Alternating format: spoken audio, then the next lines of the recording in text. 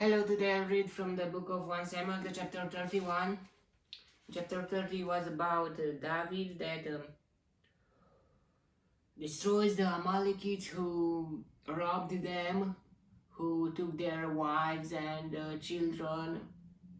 But God was there and they didn't kill anyone and nothing was left.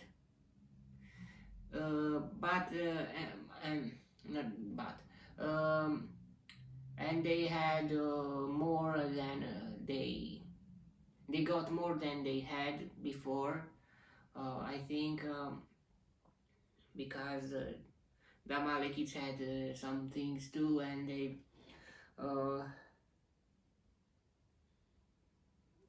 David gave gifts to any city that he visited before with his army to keep the relationship with them. It was a political action that they to support him in the future. Now let's read chapter 31 to see what's happening next. Now the Philistines fought against Israel. The Israelites fled before them, and many fell slain on Mount Gilboa. If David was there, maybe he would make a difference. Maybe he would kill the Philistines.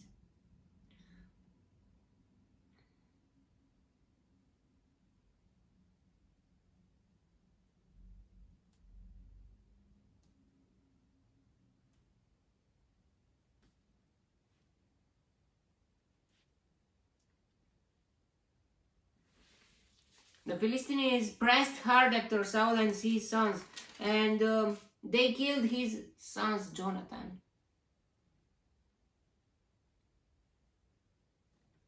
Abinadab,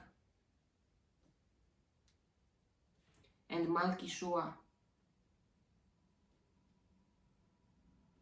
Wow.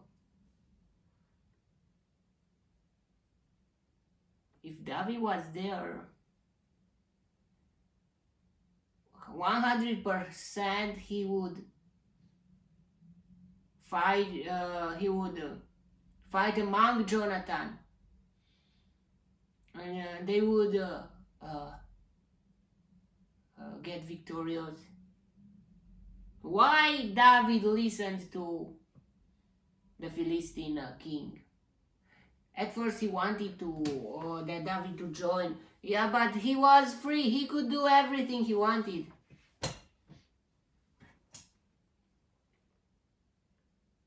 Yeah, but on the same time, the Amalekites took their wives and children, and what could he do? I mean, to choose from your family or from your best friend, or it was a very hard decision. And even if he didn't get the approval to go there, and it was a bit weird. The fighting grew fierce around Saul, and when the archers overtook him, they wounded him critically. Saul said to his armor bearer, "Draw your sword and run me through, or these uncircumcised fellows will come and run me through and abuse me." But his armor bearer was terrified and would not do it. So Saul took his own sword and fell on it. When the armor bearer saw that Saul was dead, he too fell on his sword and died with him. So Saul and his 3 sons and his armor bearer and all his men died together that same day. If David was there, I think he would make the difference. It's a very sad story, and the life is sometimes is so difficult that you even don't know how to choose. because you will lose from one side and from the other side, and you are just one person. And David was not just there. He really wanted to join the fight, but Philistines didn't want to. The Philistines, other leaders,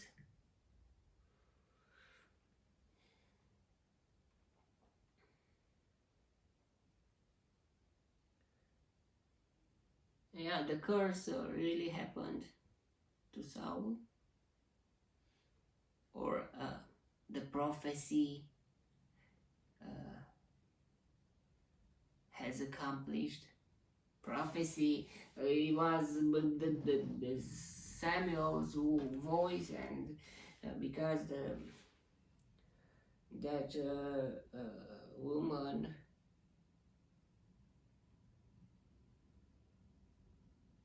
uh, was talking with the dead people, and with Samuel, and it was forbidden. It is forbidden to wake up the dead. The dead. It's beyond our power, and not just our power. I mean, we see that there were some people who could cross the border, but it was forbidden from the God, and it really is. Don't joke with the things that you don't know, with the spiritual things, because God don't allow us to do that. We live just this life. It's like, maybe sometimes it's like you like playing a game and you want to see what's the programming behind everything, the programmer language, and you will try to find hacks, and yeah, maybe something like that. But life is more complicated. It's like this life with physical life is like the game, but there are the programming language, which is a spiritual thing. Yeah, but this physical is not so just physical. Is psychical too, emotional, and more than that, yeah, there is a spiritual thing too. But some border, God to pat some border to not cross, to not talk with the dead people, which is forbidden. Uh, and there is no difference. No difference. I mean, God don't allow us to talk with the saints or with other people. I mean, it's the same thing. I mean, the same thing, the same border. You're not allowed to do that. Only with Jesus Christ you can talk, because He's alive. He's not. You're not passing that border by talking with Him, because He confronted the death, and He revived, and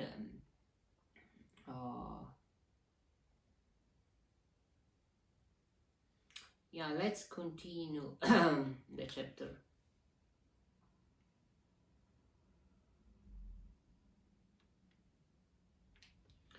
When the Israelites along the valley and those across the Jordan saw that the Israelite army had fled, and that Saul and his sons had died, they abandoned their towns and fled, and the Philistines came and occupied them. Yeah, to lose your moral, you lose the moral level, or how can I say, in a fight is not okay, but maybe sometimes you must choose something.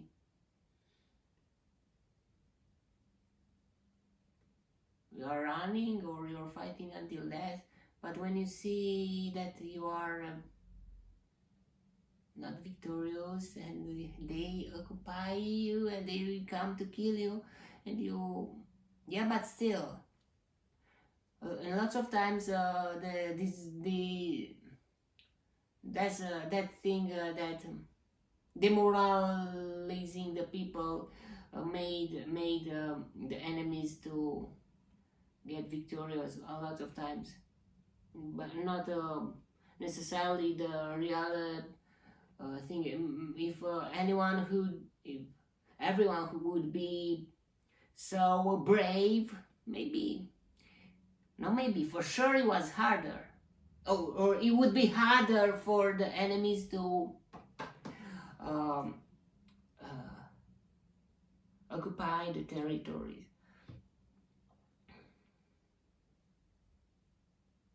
And the Philistines came and occupied them. The next day, when the Philistines came to strip the dead, they found Saul and his 3 sons fallen on Mount Gilboa. They cut off his head and stripped off his armor, and they sent messengers throughout the land of the Philistines to proclaim the news in the temple of their idols and among their people. They put his armor in the temple of Ashtoreth and fastened his body to the wall of Beth Shan. Wow, wow, wow, wow. To be on an altar of Satan, your body. It is not okay. Even if you are dead, but still. It's horrifying, I mean. When the people of Jabez Gilead heard of what the Philistines had done to Saul, all their valiant men journeyed through the night to Beth Shan. They took down the bodies of Saul and his sons from the wall of Beth Shan and went to Jabesh, where they burned them. Then they took their bones and buried them under a tamarisk tree at Jabesh.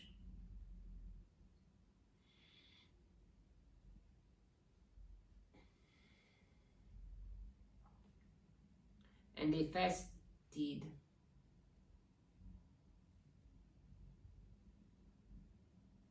7 days. Yeah, it was very interesting. I mean, yeah, even it's important, even your body after you will die. I want to be burned, and not just my flesh or hair, but I want to become lie to make, I don't know, that someone to make soap of me, or I mean, I don't want to that anyone to joke with my body, or I mean, it's not my power, maybe it's not in my power to do that, but still, after revival, everyone who would be revived from the dust, if you are a dust, if you still have the body, maybe, I mean, for sure, with that body will be transformed into an immortal body, like an angel or something like that.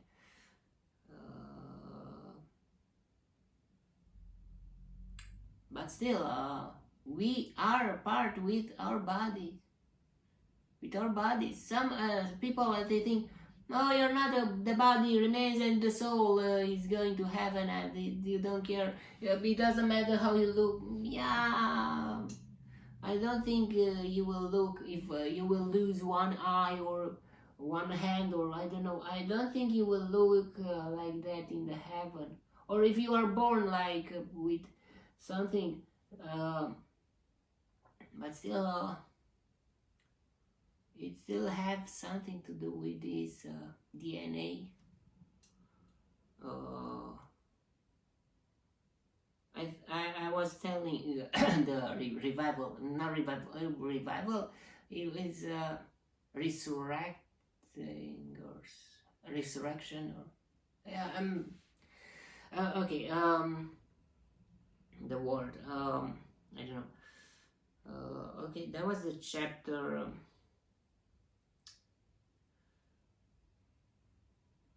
It's a sad chapter.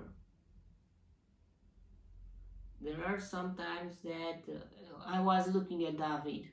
What could he do?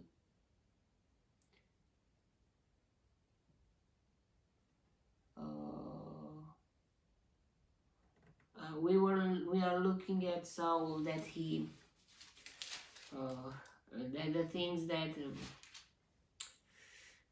the curse really happened, and not just him, but Jonathan, Abinadab, and Malchishua too, 3 of his sons too. It was very sad, because Saul was the chosen one once, and now look what really what happened to him, how he ended, because he didn't listen to God. Yeah, sometimes don't joke with God. Do you want God in your life or not? If you want, keep it with you. If you don't, I don't like to say that, if you don't like, but yeah, we'll go to hell, but not just that, but never play like Saul, to be with God and to not be, because God will punish you.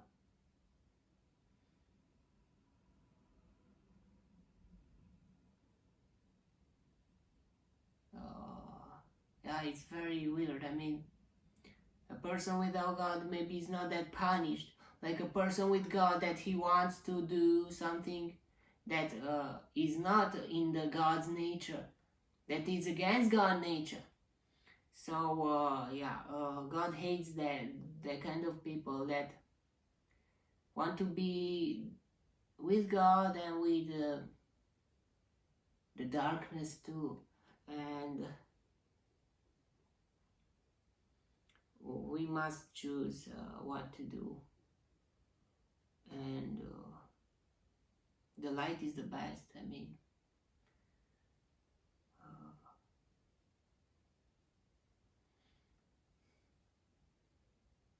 yeah, but to be afraid of being with God just because he will punish you, and it's better to not be with God, or no, be with God.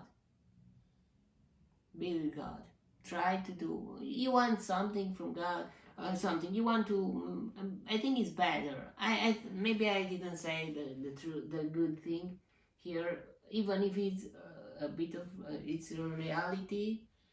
We will see in the New Testament that the people who are not cold but not hot but warm,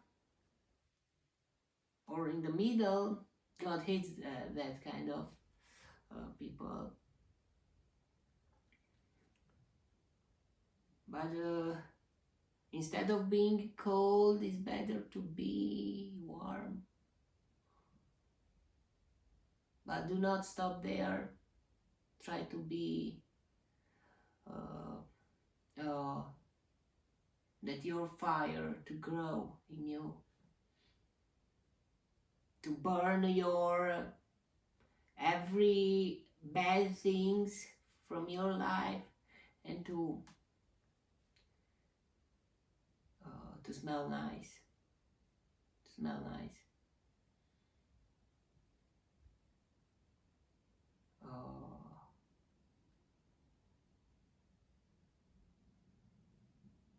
Okay, that was the chapter. May the God bless me, protect me, and enlighten me in the next chapter too. And if you want, you will see me there too. God bless you all, and goodbye.